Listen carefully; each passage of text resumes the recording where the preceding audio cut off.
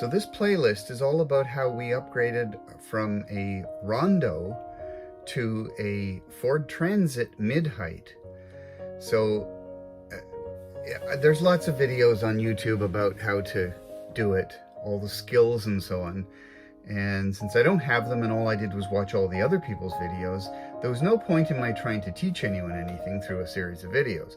The idea was to vlog the renovation of our van so that I could see something as simple as what's underneath that panel when I look back a couple of years from now. The other thing that it serves is to possibly give people some food for thought if they're in the design process, because that's about the only thing I could really have to add. So let's start with exactly what I chose as our replacement vehicle. The Ford Transit we chose because number of dealerships and availability of parts, and we decided that we liked that a little better than the Sprinter and the Mercedes-Benz. The number of places and the availability of parts, as we'd heard. And then we saw a few other videos that suggested advantages, and they obviously were after we'd made our decision. As for the length, I decided that having the front and the back wheels as close together as possible was really important for driving. And keep in mind that if I wanted Jenny to do some of the driving, poor girl grew up without even toy cars. She didn't have the intuition that told her about vehicle driving and backing up and so on. So I wanted the vehicle to be as reasonable as possible to back up. Well, okay, for me, I also wanted the thing to be basically like an overgrown car.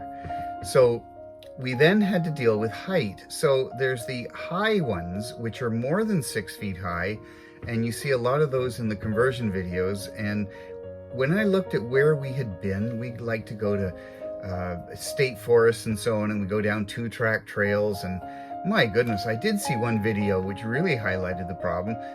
The ladies up on top of the sawing all the branches as they try to drive down a 2-track trail and fit underneath.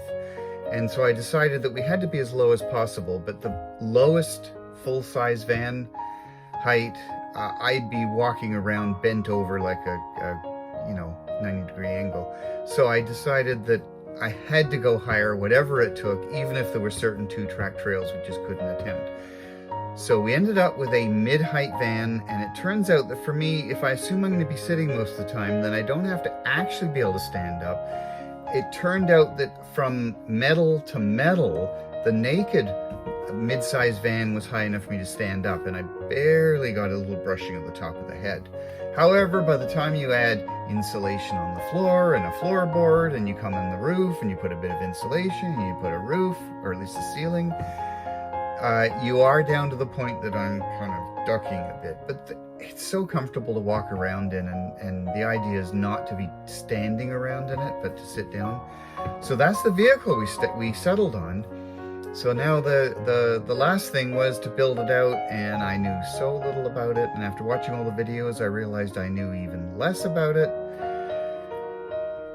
But this playlist is about me struggling through it, and as well as recording exactly what's under everything, and that's really important. Like, did I insulate? Did I put a vapor barrier? Where are the wires? Where are the columns? What's under there? It's important to kind of see the naked parts of the van once they're covered up, without having to tear stuff off to see what's there. Along the way, other people watching these videos might actually get some inspiration for their own design. There's a couple of things that might be worth knowing in terms of skill and technique.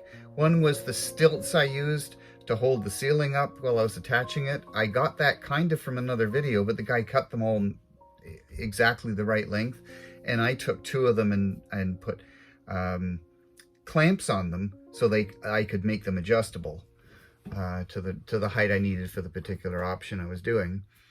I guess the electrical wiring I was more comfortable with, and I don't see people going into a lot of details to exactly how and where they put the wiring, so there's a little more of that in the videos.